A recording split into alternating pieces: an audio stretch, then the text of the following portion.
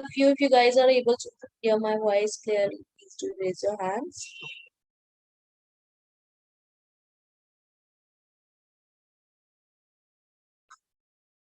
Okay, thank you so much, everybody. Please lower down your hands.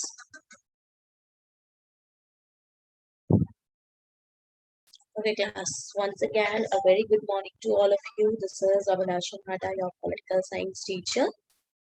So, class, in our last class, we discussed about the mm, about the three types of or about the three types of like you can say authoritative constitution. Why?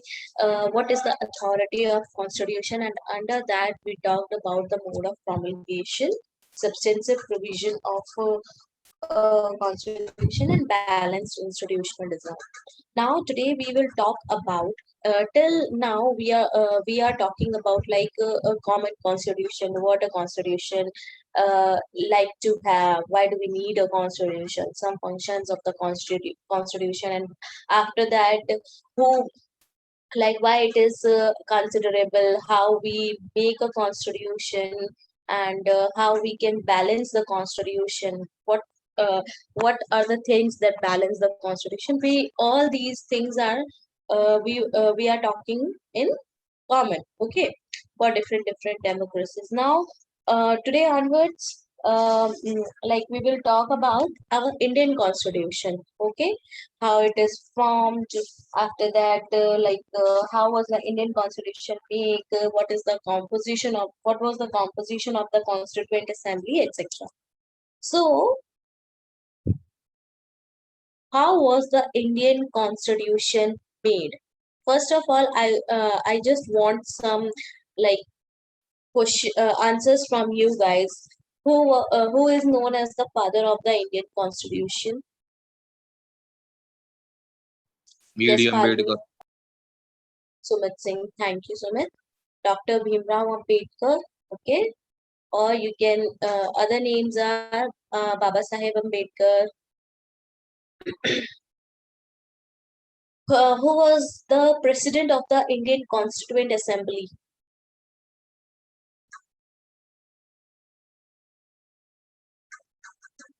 Just do raise your hands. Who was the president of the Indian Constituent Assembly?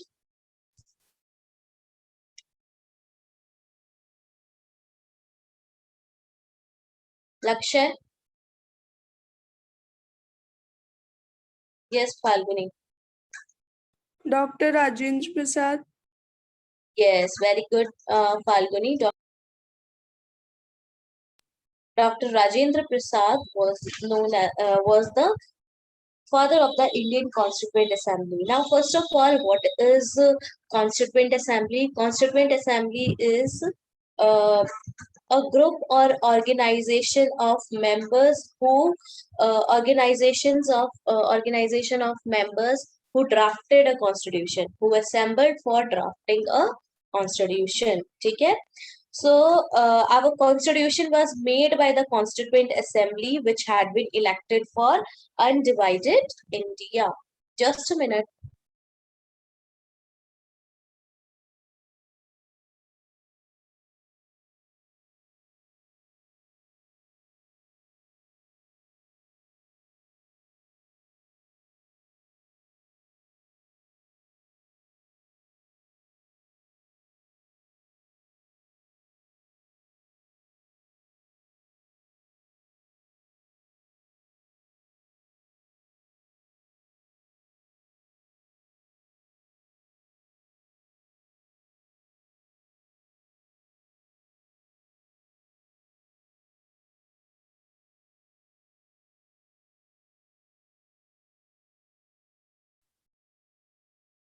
Sorry for that. Okay.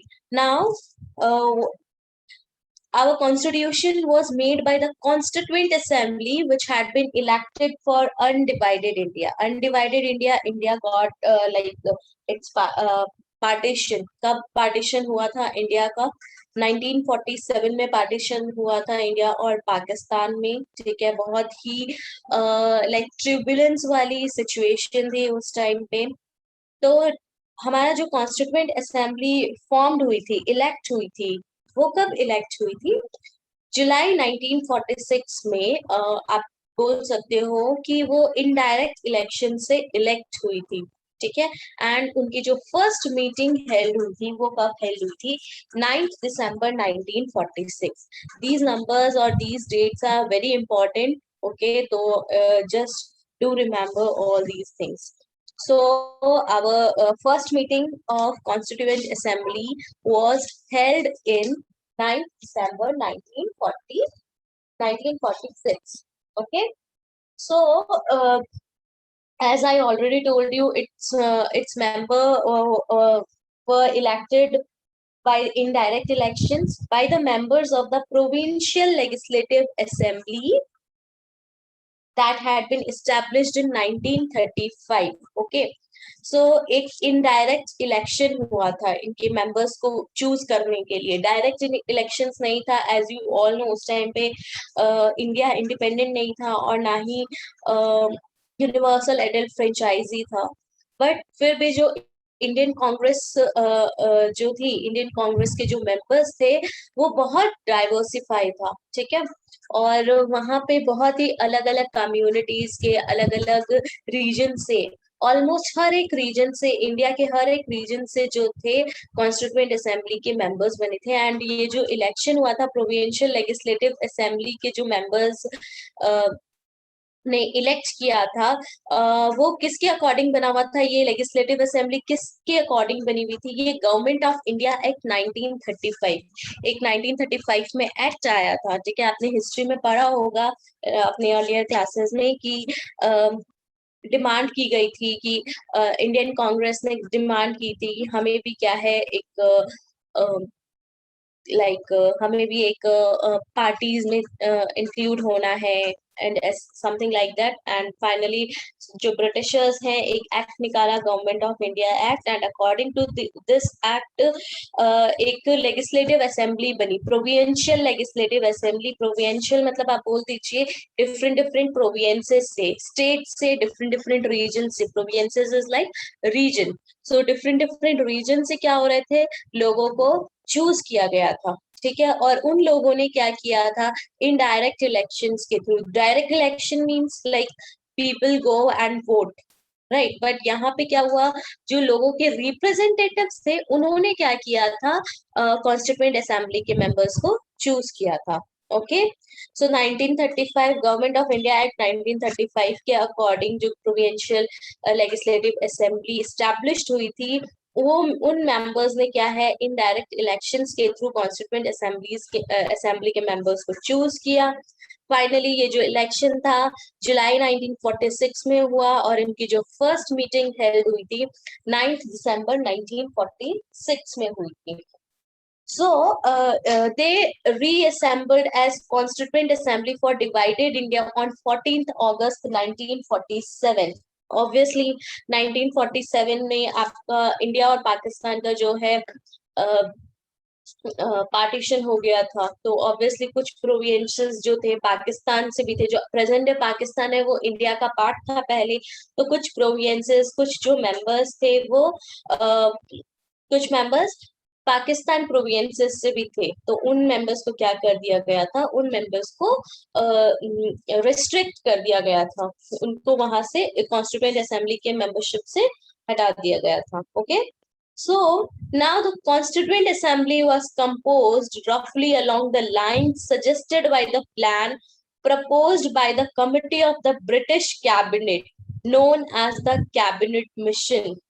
Now ये जो Constituent Assembly compose हुई थी, ठीक है, normally कैसे compose हुई थी, रफली जो कंपोज हुई थी, जो ब्रिटिश कैबिनेट कमिटी है उन्होंने एक प्लान सजेस्ट किया था और रफली उसी प्लान के अकॉर्डिंग जो है हमारी कॉन्स्टिट्यूएंट असेंबली का कॉम्पोजिशन हुआ था. उस प्लान को हम कैबिनेट मिशन प्लान भी बोलते हैं. तो 1 मार्क में क्वेश्चन आ जाता है कि कौन से मिशन के अकॉर्डिंग जो है इंडियन कॉन्स्टिट्यूएंट असेंबली का कॉम्पोजिशन हुआ था. सो that mission is cabinet mission plan. Okay. Now what is this like cabinet mission? Now just look at this. According to this plan, each province. Now you all are clear what is province. Province is a region. जैसे आज के time पे हम state बोलते हैं ना, हर एक state, ठीक है, रीजन बोलते हैं, जैसे राजस्थान, महाराष्ट्र, वेस्ट बंगाल, ऐसे ही प्रोविंस क्या होता है, आप समझ लीजिए एक स्टेट है.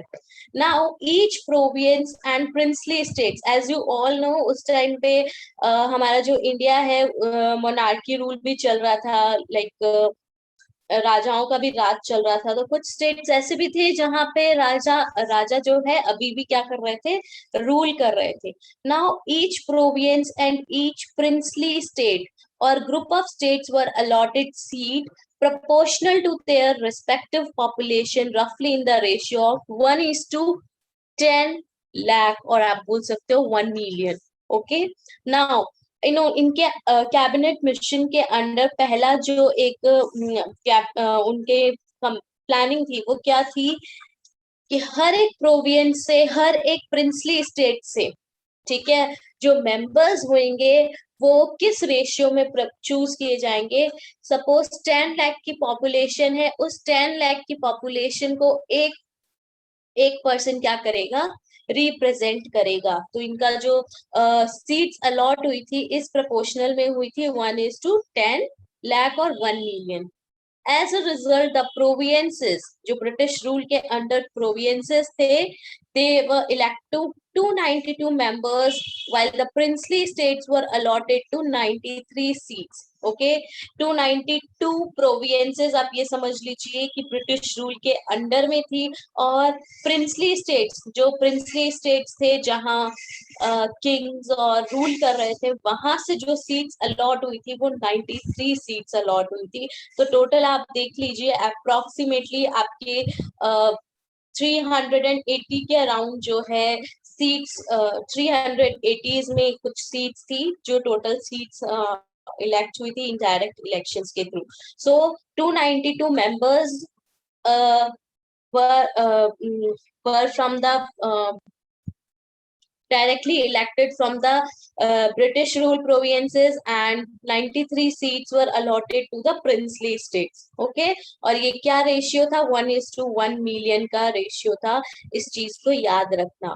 ओके, और I am talking about this according to the cabinet plan की कॉन्स्टिट्यूएंट असेंबली का फॉर्मेशन कैसे हुआ था बिफोर जो 1946 में इलेक्शंस थे, उसका बता रही हूँ.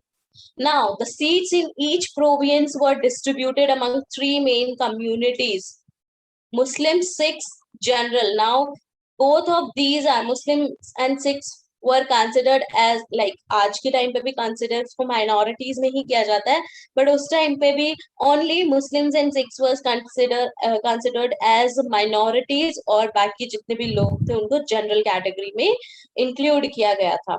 So each province were distributed among the three main communities: Muslim, Sikhs and General. हर एक सीट में, हर एक प्रोविंस में इन कम्युनिटीज को इंक्लूड किया गया था. Now members of each community in the provincial legislative assembly elected their own representatives by the method of proportional representation with single transferable vote. Now, what is this proportional representation?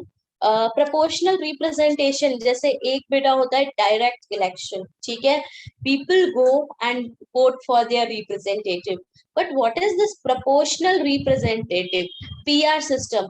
हमारा जो राज्यसभा है, राज्यसभा का election भी PR system से होता है. हमारा जो प्रेसिडेंट का इलेक्शन होता है वो भी पीआर सिस्टम से ही होता है, ठीक है. तो ये जो पीआर सिस्टम है वो क्या है? PR system it means like आप क्या करते हो, यहाँ पे ये समझ लीजिए, हर एक जैसे राजस्थान स्टेट है, ठीक है, अब राजस्थान स्टेट से आपको चूज करना है, आपको एक कैंडिडेट चूज करना है. तो यहाँ पे क्या करेंगे, Rajasthan, for example, you have to choose 4 persons, 4 members from Rajasthan, ठीक है, और टोटल वहां उन प्रोविंसेस से गवर्नमेंट जो आपका जो प्रोविंशियल लेजिस्लेटिव असेंबली के जो मेंबर्स हैं वो कितने हैं. फॉर एग्जांपल उस प्रोविंशियल लेजिस्लेटिव के मेंबर्स जो हैं 200 हैं, ठीक है। तो अब क्या होगा, 200/4 +1 करेंगे। ठीक है। इनडायरेक्ट इलेक्शंस होते हैं, यहाँ पे क्या करते हैं लोग, लोग अपने चॉइसेस रखते हैं, पहली चॉइस, दूसरी चॉइस एंड तीसरी चॉइस। ठीक है। इसमें क्या होता है, फर्स्ट चॉइस में क्या होता है, लोगों ने जैसे कि अब टोटल 200 अगर प्रोविंशियल लेजिस्लेटिव मेंबर्स के जो मेंबर्स है ना, तो वो क्या करेंगे, उन्होंने अपने अपने अकॉर्डिंग इन तीनों को क्या कर दिए, वोट्स दे दिए। फॉर एग्जाम्पल जो फर्स्ट है उसको कितने वोट्स मिले, उसको मिले 90 वोट्स मिले। ठीक है। सेकंड चॉइस को कितने वोट्स मिले, सेकंड चॉइस को मिले फॉर एग्जाम्पल 100 वोट्स मिले। ठीक है। और फॉर एग्जाम्पल थर्ड चॉइस को मिले ओनली 10। ओके। तो अब क्या होगा, यहाँ पे अब मेजोरिटी में देखी जाएगी कि क्या है।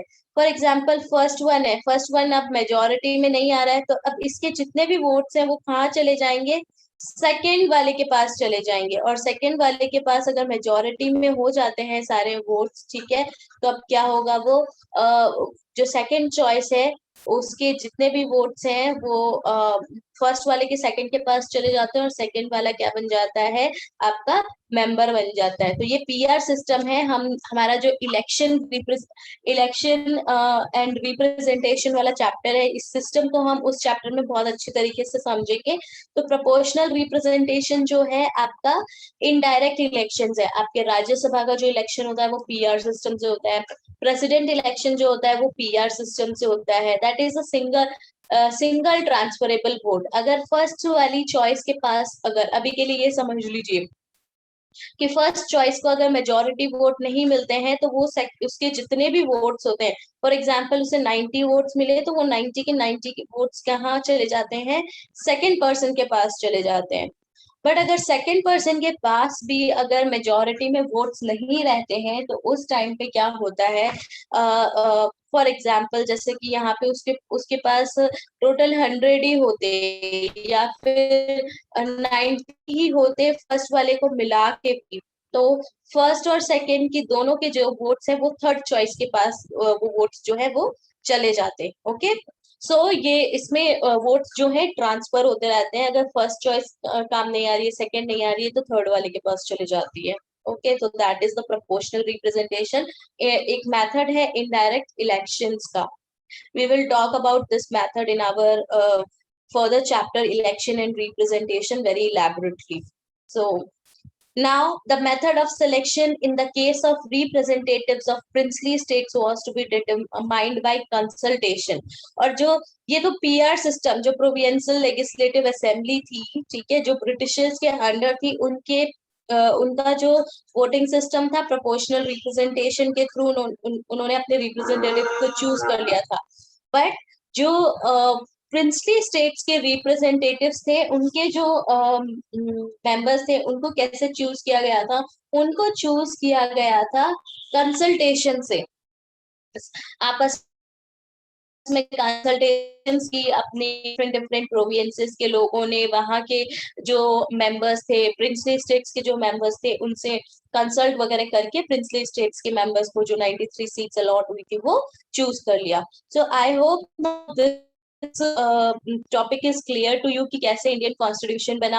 मेन डेट्स याद रखना, 9 दिसंबर 1946 को फर्स्ट मीटिंग हुई थी, जुलाई 1946 को कॉन्स्टिट्यूएंट असेंबली क्या हुआ था, कॉन्स्टिट्यूएंट असेंबली के इलेक्शंस हुए थे, 9 दिसंबर 1946 को फर्स्ट मीटिंग हेल्ड हुई थी अनडिवाइडेड इंडिया में। 1947 में रीअसेंबल्ड हुए थे, 14 अगस्त 1947 में वो रीअसेंबल्ड हुए। ठीक है। ये जो कॉन्स्टिट्यूएंट असेंबली जो बना था वो कैबिनेट मिशन प्लान के अकॉर्डिंग बना था, और इस प्लान के अकॉर्डिंग 1:1 मिलियन का रेशियो था। ठीक है। 292 मेंबर्स ब्रिटिश प्रोविंसेस से थे, वाइल जो 93 सीट्स अलॉट हुई थी वो प्रिंसली स्टेट से थे। थ्री मेन आपके जो कम्युनिटीज थी, कौन कौन सी थी, Muslims, general and six. Method क्या था? प्रोविंशियल लेजिस्लेटिव असेंबली जो अपने रिप्रेजेंटेटिव को चूज कर रही थी, उसका मेथड था proportional representation with single transferable vote. ठीक है, प्रोपोर्शनल रिप्रेजेंटेशन और इनडायरेक्ट इलेक्शन था। Now the method of selection in the case of representation of princely state was to be determined by consultation, और जो princely states के representatives को choose करने का method जो था purely एक consultations के through हुआ था. Okay, now just look at this paragraph which is mentioned in your book. Okay, it is these are some of the lines said by Dr. Bhimrao Ambedkar. Okay, now what he said in 1949 उन्होंने लिखा था, we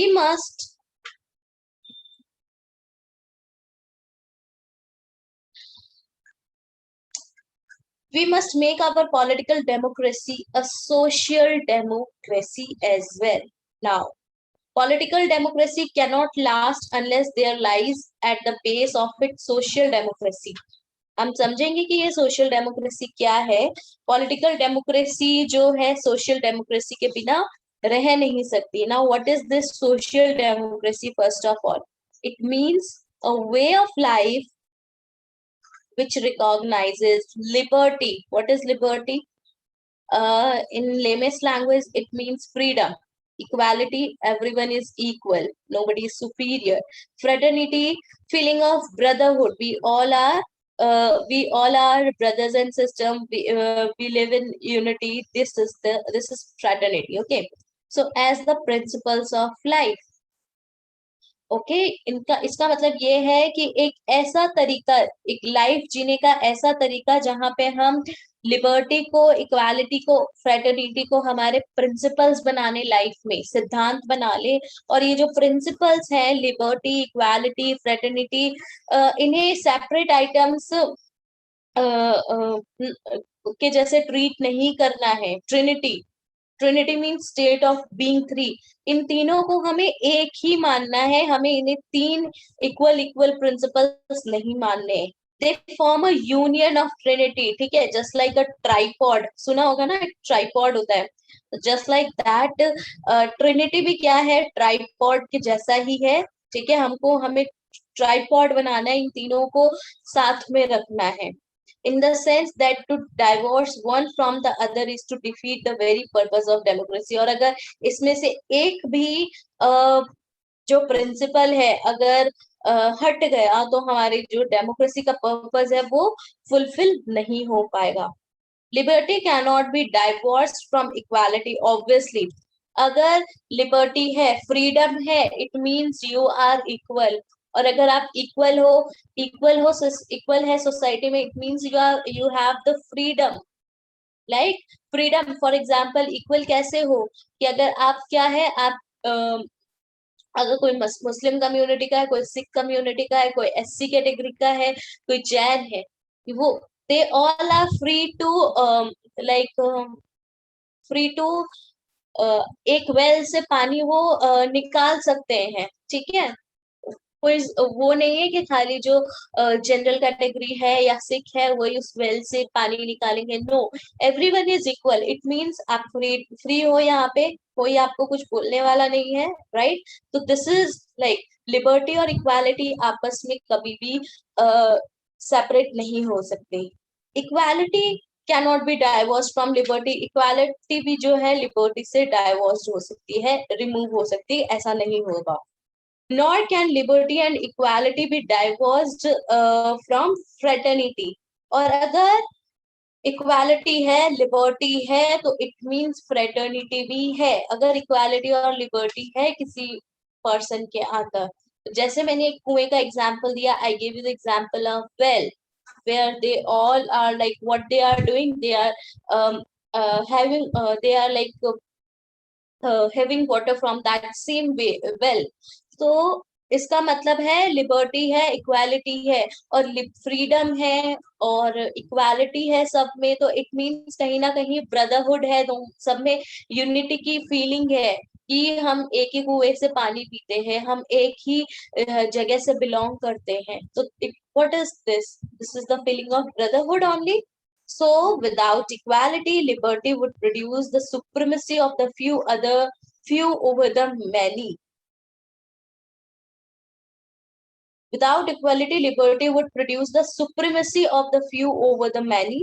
Equality without liberty would kill individuals' initiative, and without fraternity, liberty and equality could not become a natural course of things. ठीक है, obviously equality नहीं होगी तो क्या होगा?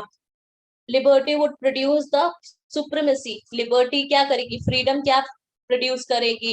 कि एक कम्युनिटी ज्यादा फ्री है, एक कम्युनिटी ज्यादा सुपीरियर है, ये चीज प्रोड्यूस करेगी ही करेगी. और अगर लिबर्टी, इक्वालिटी के बिना लिबर्टी जो है इंडिविजुअल्स के इनिशिएटिव्स को, इंडिविजुअल्स के एस्पिरेशंस को वो क्या कर देती है? It would kill individuals initiatives, desires, aspiration.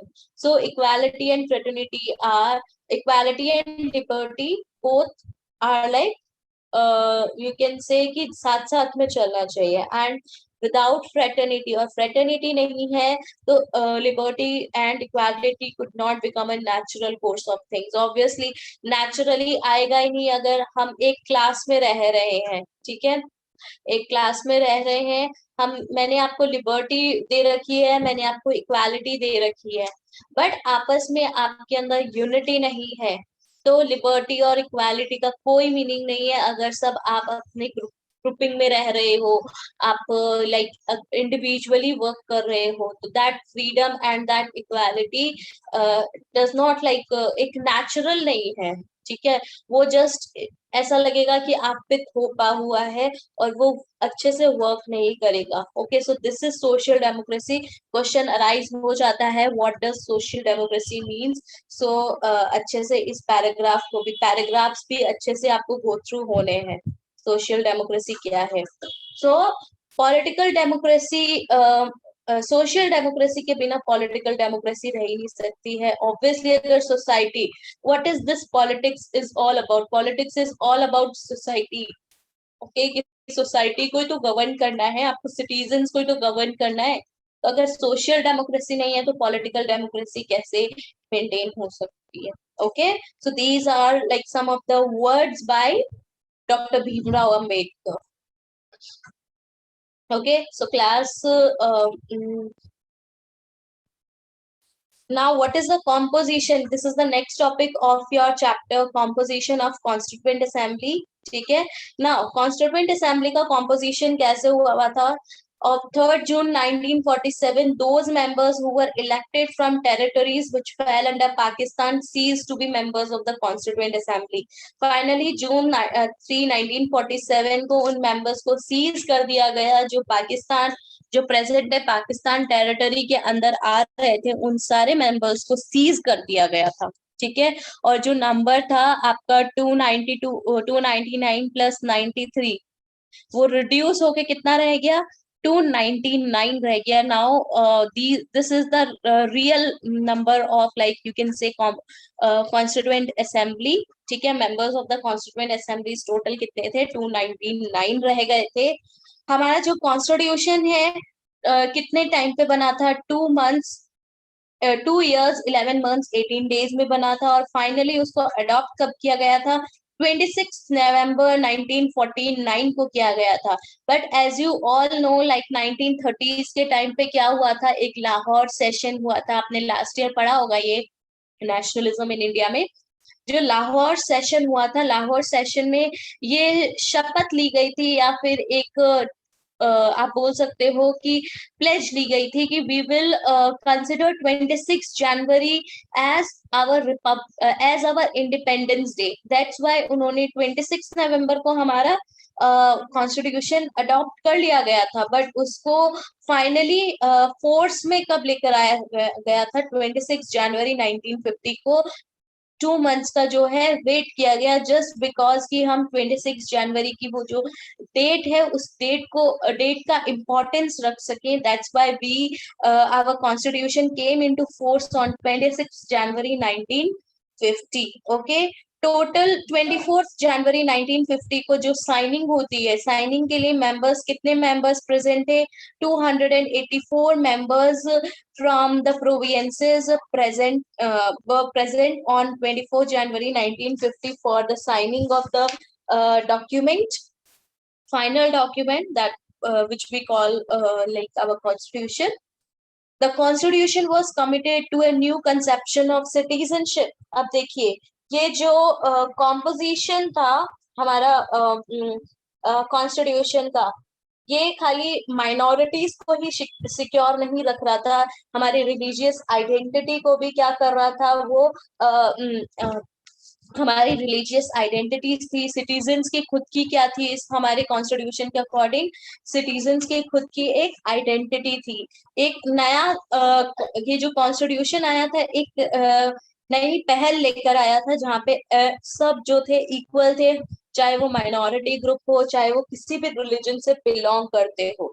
As you all no, जो हमारे जो कॉन्स्टिट्यूएंट असेंबली के मेंबर्स थे, उनको हमारा कॉन्स्टिट्यूशन बनाने में बहुत प्रॉब्लम्स आई थी। As you all know, our country is a very diverse, और उसी में पार्टीशन भी हो गया था। तो वो जो एक आप बोल सकते हो कि एक इमेंस प्रेशर था कॉन्स्टिट्यूशन के अंडर, एक अच्छा कॉन्स्टिट्यूएंट असेंबली के मेंबर्स के अंडर की वो एक अच्छा ऐसा कॉन्स्टिट्यूशन बनाए जिससे कि आगे हमें ये जो हम एक्सपीरियंस कर रहे हैं हमारे राइट्स के लिए, जो भी प्रॉब्लम अराइज हो रही है इन फ्यूचर, वो प्रॉब्लम्स अराइज ना हो। और उन्होंने हर एक लॉ जो है डिबेट के साथ, डेलिब्रेशंस के साथ, एक्सेप्ट यूनिवर्सल एडल्ट फ्रेंचाइजी, हर एक लॉ को उन्होंने डिबेट किया अपने एक्सपीरियंसेस से। जो भी उन्होंने एक एक प्रेशर था कि किसी भी कम्युनिटी को हम क्या है, हाँ, पीछे ना छोड़े, सब कम्युनिटीज जो है इक्वल है, सबको एक